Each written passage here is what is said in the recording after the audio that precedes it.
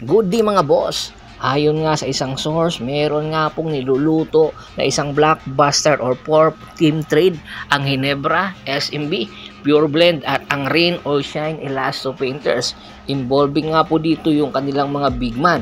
Unahin po natin yung Ginebra. Posible na nga pong pakawala ng Barangay Ginebra San Miguel ang kanilang bagong guard or big man na si Isaac Go. Simula nang pumasok itong si Isaac Go sa Ginebra ay minsan lang ito nagamit. At pagkatapos noon ay nagkaroon pa ng injury at hindi pa maganda ang ipinapakita.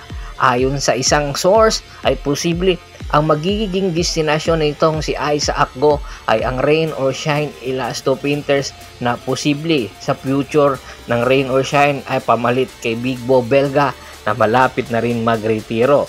Inaasahan kung sakali nga pong mapunta ito sa Rain or Shine Elasto Painters ay 100% nga ito at tiyak magagamit ito ni Coach Yeng Yao. Alam naman natin yung outside shooting nito, ito talaga yung pamatay nito. At syempre, ang napakataas na IQ ni Isaac Go ay makakatulong nga para sa Rain or Shine Elasto Painters.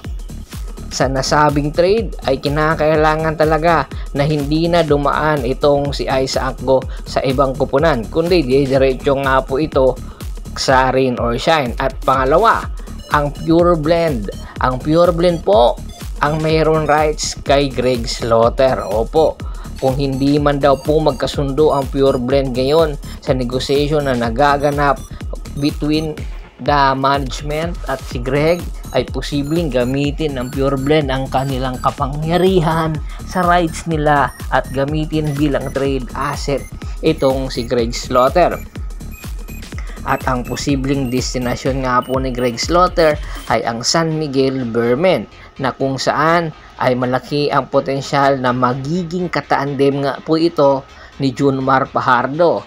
Remember, sa huling laban ng Phoenix at ng SMB, nagkaroon po ng injury itong si Junmar Fajardo at malaki ang posibilidad kung kakailanganin nga po ito ng SMB ay tiyak gagamitin nga po nila ang kanilang asset para magamit itong si Greg Slaughter. Si Greg Slaughter at Junmar Fajardo ay hindi pa po nagkasama sa isang kupunan at ito na nga po yung chance na magkasama po sila at tiyak magiging dominating ang San Miguel Beermen kung sakasakali nga pong matuloy itong si Greg sa SMB.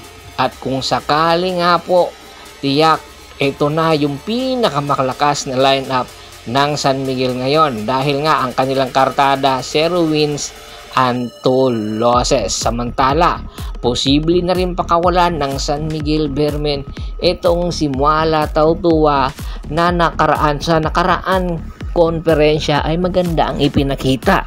Kasama nga po sa package itong si Muala Tautua at ang magiging destinasyon nga po nitong si Muala Tautua ay ang Barangay Ginebra San Miguel.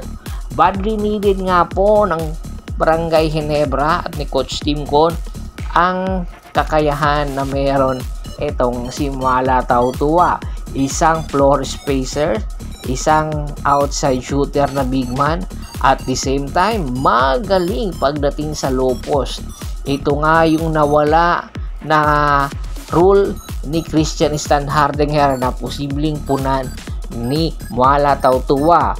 Kay Isaac Go sana yon, kanya lang ay hindi nga po napakinabangan ng Ginebra dahil nga po sa injury nito na ACL.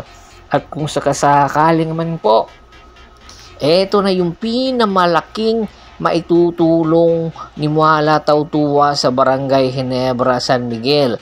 Kinakailangan talaga ng Ginebra ng isang legitimate na big man. At ang panghuli nga po na player na maglilipat na big man ay etong si Leonard Santillan na mapupunta nga po sa Pure Blend Titan. Opo, magpapabata po ang Pure Blend Titan at isa sa mga sasandalan nga po nila itong si Leonard Santillan na ngayon po ay mayroong MCI injury. Ayon nga kay Coach Yeng Yao, magagamit ito nila sa susunod na laban nila kontra sa San Miguel Beermen. Dito makikita ni Coach Yengyao kung kinakailangan na nga ba nilang pakawalan itong si Leonard. Si Leonard po ay isa sa mga dominating na big man ng Rain or Shine Elasto Painters. Kanyalan po sa huling konferensya ay hindi nga po consistent ang kanyang ipinapakita, dahilan para hindi po sila makapasok sa finals. Kaya aabangan natin ang mga susunod na moves sa nasabing blockbuster for team trade. Sino sa tingin nyo ang panalo sa trade na nagaganap na ito sa PBA?